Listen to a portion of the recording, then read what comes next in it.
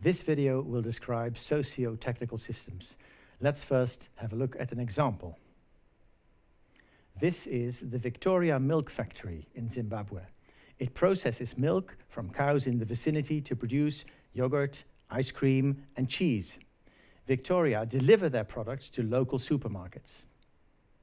This example will show that a socio-technical system is more than either its technical or its social parts by themselves. And here we see the packaging of yogurt. Note the hygienic clothing of the employee checking the cartons. Being clean is of utmost importance in this warm, humid climate where infections lurk. Staphylococcus in particular, which can spread through hands, doorknobs and the like, is a danger.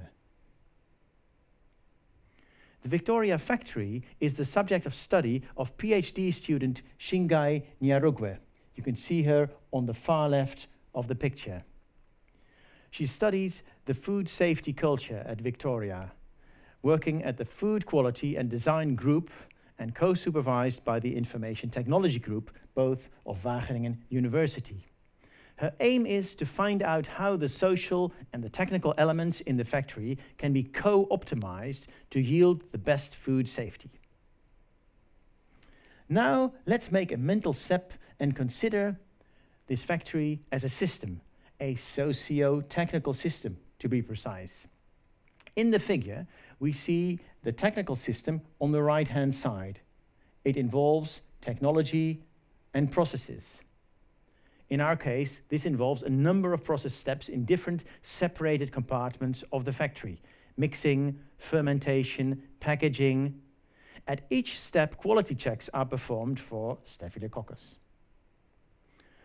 On the left-hand side, we see the social system, structure, and people. In our case, the people involved are the workers in various compartments, the supervisors, the quality checkers, and the general manager.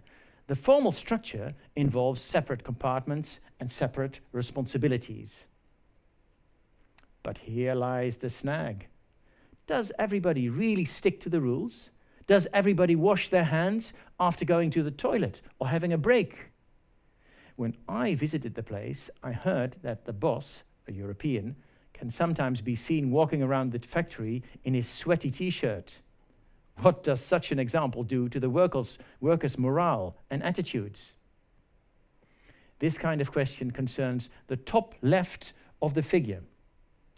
Not the formal structure, but the informal social structure. In this case, Shingai calls it the food safety culture. With the help of clever students in the course Agent-Based Modeling of the Information Technology Group, Shingai created a net logo model of the factory that includes the social as well as the technical side. And here we are looking at the interface of that model. Let's run it slowly. You see 6 compartments through which milk runs from left to right. Clean milk is white, while Staphylococcus infected milk turns black. Each worker is confined to one area. Clean workers are shown in green, Staphylococcus infected ones in yellow. Bottom left, you see an impressive number of input parameters, both social and technical. They show elements of the processes and structure of the system. The graph at the bottom shows that in this run, infection levels reach about 50%. This is actually the average value in real life. What I intend to convey in this clip is that by considering a system to be not only social or only technical, but socio-technical, one can understand it better. One can also study its dynamic behavior. And one technique for doing that is agent-based modeling, of which we saw an example.